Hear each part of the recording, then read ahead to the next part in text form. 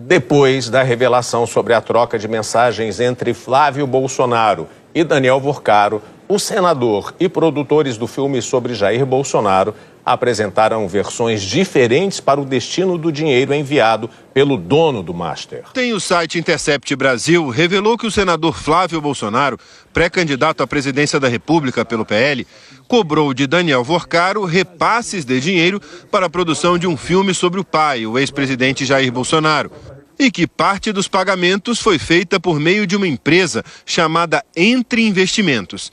O acordo total previa um repasse de 134 milhões de reais, dos quais 61 milhões teriam sido efetivamente enviados por Vorcaro. A empresa faz parte do grupo Entre. Em março deste ano, o BC liquidou extrajudicialmente a Entrepay e outras empresas do grupo. A Polícia Federal e o Banco Central investigam a suspeita de que Daniel Vorcaro seja o verdadeiro dono da Entre Investimentos. Ontem, em nota, a Go Up Entertainment, produtora do filme, disse que dentre os mais de uma dezena de investidores do longa-metragem, não consta um único centavo proveniente do senhor Daniel Vorcaro, do Banco Master ou de qualquer outra empresa sob seu controle societário. Também ontem, o deputado federal Mário Frias, do PL, ex-secretário de Cultura do governo Bolsonaro e produtor executivo do filme, afirmou que não há um único centavo de Daniel Vorcaro em Dark Horse.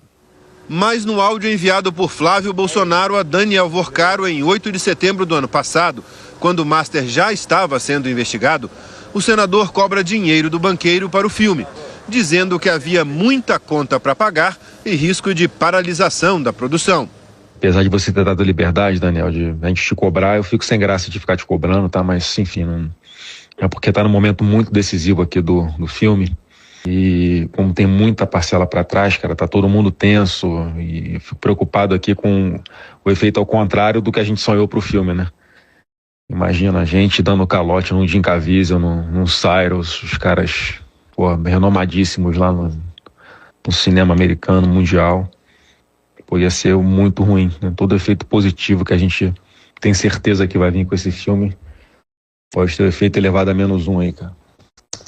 Então, se você puder me dar um toque, uma posição aí, Daniel, porque a gente precisa saber o que faz, cara, da vida, porque já tem muita conta para pagar esse mês, e o mês seguinte também, e agora que é a reta final, que a gente não pode vacilar, não pode não honrar com os compromissos aqui, porque senão a gente perde tudo, cara. No vídeo que divulgou depois da revelação dos diálogos, Flávio Bolsonaro reconheceu que Daniel Vorcaro estava financiando o filme sobre o pai e disse que havia um contrato com o banqueiro. Hoje, em nova manifestação, o deputado Mário Frias afirmou que não há contradição material entre os posicionamentos públicos sobre o financiamento do projeto, mas uma diferença de interpretação sobre a origem formal do investimento.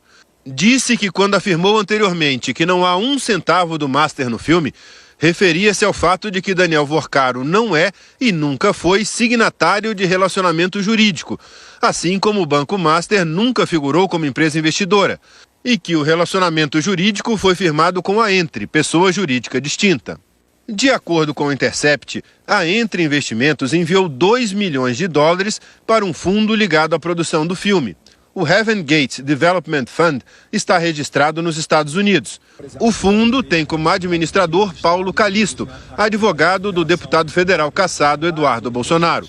A Polícia Federal vai investigar os repasses de Vorcaro e se os recursos foram usados para financiar despesas de Eduardo. Quero começar essa entrevista com 3 questões bem objetivas a respeito de tudo que já veio à tona até agora em relação a este financiamento de Daniel Vorcaro para o filme do ex-presidente Jair Bolsonaro. O senhor, na primeira nota que o senhor falou, o senhor fez menção a um contrato que não foi honrado pelo ex-banqueiro Daniel Vorcaro. Pergunto ao senhor, qual era o valor integral deste contrato, quanto deste valor realmente foi pago e quanto deixou de ser honrado, qual é o objeto deste contrato e se na avaliação do senhor não é o caso, se o senhor está disposto a tornar este contrato público para que os seus eleitores, para que a sociedade saiba do que se trata esta relação, ainda que seja feita, como o senhor disse, com dinheiro privado.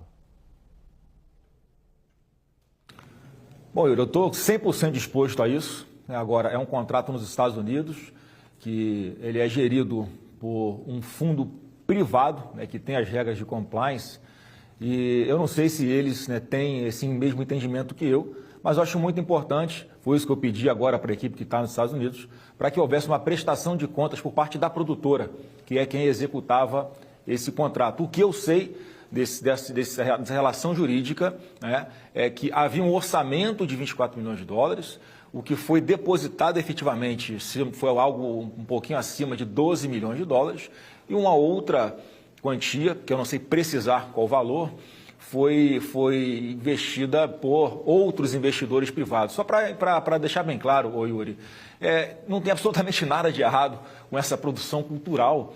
É um filme onde um filho, né, ou os filhos, né, foram prospectar investidores, pessoas que tinham condições de financiar isso, para fazer um filme privado sobre a história do seu próprio pai.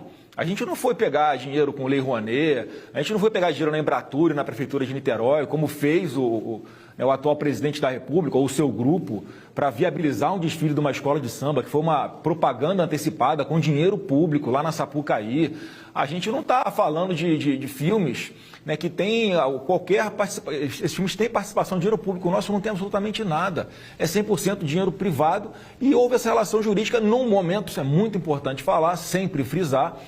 Em dezembro de 24, quando houve essa colocação positiva para que ele fizesse o investimento ou buscasse esse investimento em alguns do seu conglomerado de empresas, o Daniel Porcaro era uma pessoa que era um astro no Brasil, circulava bem entre autoridades de Brasília, era cortejado por bancos, quer dizer, não tinha absolutamente problema nenhum. Portanto, foi, naquele momento, a pessoa que foi a grande investidora desse filme, com dinheiro privado, mais uma vez, absolutamente nada de... Então pode surgir, pode vazar novas conversas, pode vazar um videozinho mostrando o estúdio que eu possa ter enviado para ele, algum encontro que eu possa ter tido com ele. Foi tudo sempre para tratar essencialmente e somente, tão somente, exclusivamente do filme. Então não tem nada a esconder. Então não vai ter surpresinha, não virão coisas novas, porque, mais uma vez, é uma relação que para mim é muito tranquila de mostrar. Não é que os vazamentos podem falar alguma coisa. Os vazamentos foram feitos, estão aí. O que acharam de irregular? Nada. E não vão achar porque não tem nada, gente. É simples assim. Então,